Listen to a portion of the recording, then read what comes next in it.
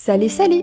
Ici Lolotte et aujourd'hui, je suis accompagnée par Astral pour vous parler d'un sujet aussi fascinant que méconnu, le syndrome de Peter Pan.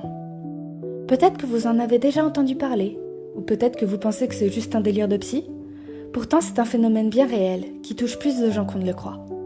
On a décidé d'en parler parce qu'une connaissance de Astral a été directement concernée par ce syndrome. Et on pense que c'est important d'informer, d'expliquer et d'accompagner. Salut tout le monde.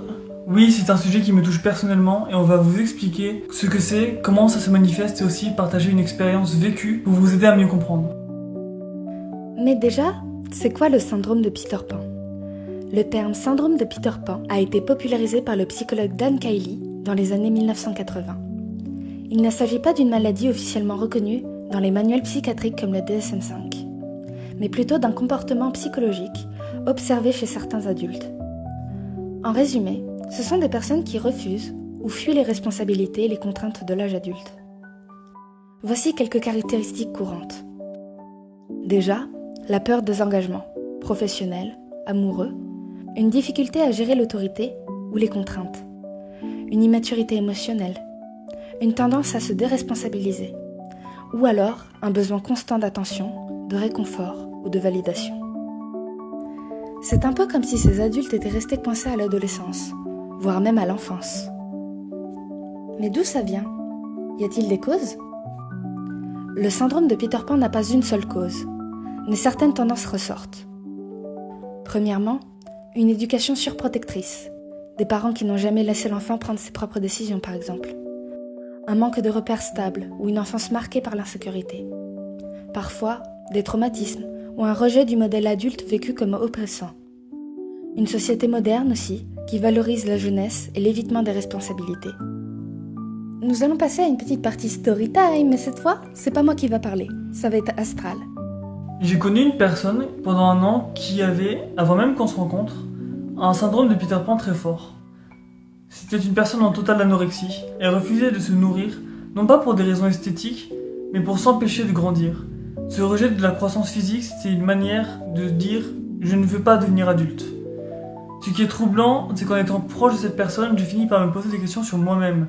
En fait, je me suis rendu compte que je partageais certains comportements très enfantins.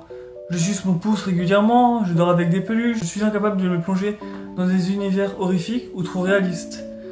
Je pense que ça a été marqué par, comme Lolotte l'a dit, une enfance où on me surcouvait un peu trop, en plus du harcèlement scolaire qui a été aussi un sentiment d'insécurité énorme, et en plus d'avoir tous les syndromes ici présents que Lolotte a cités, je pense sincèrement que ce sont ces faits-là qui m'ont touché personnellement. J'ai constamment besoin de réconfort, de choses douces et rassurantes, et surtout je n'arrive pas à me projeter dans un avenir qui soit proche ou lointain. Je reste dans ma zone de confort et ça m'empêche parfois d'avancer. Pour moi, cette peur de la vie adulte, c'est vraiment ce qui symbolise ce syndrome. C'est pas un caprice, c'est juste une sorte de blocage intérieur. Il y a plusieurs idées reçues sur le syndrome de Peter Pan. Par exemple, ce sont juste des gens feignants. Faux. Il y a souvent une vraie souffrance derrière. C'est que chez les hommes. Faux. Même si ça touche davantage les hommes, des femmes peuvent aussi présenter ce comportement. C'est pas grave, ça passe avec l'âge. Pas forcément. Sans prise de conscience ou accompagnement, ça peut s'enraciner. Mais que faire ? Y a-t-il des solutions ? D'abord, il faut rappeler que ce n'est pas une fatalité. La prise de conscience est déjà un premier pas. Ensuite, voici quelques pistes. Déjà, un accompagnement psychologique peut aider à comprendre les causes profondes. Revaloriser les responsabilités comme une source de fierté et non comme un poids. Et enfin, encourager l'autonomie et sortir doucement de la zone de confort, étape par étape. Et pour les proches, soyez patients mais posez des limites. Ce n'est pas à vous de tout porter.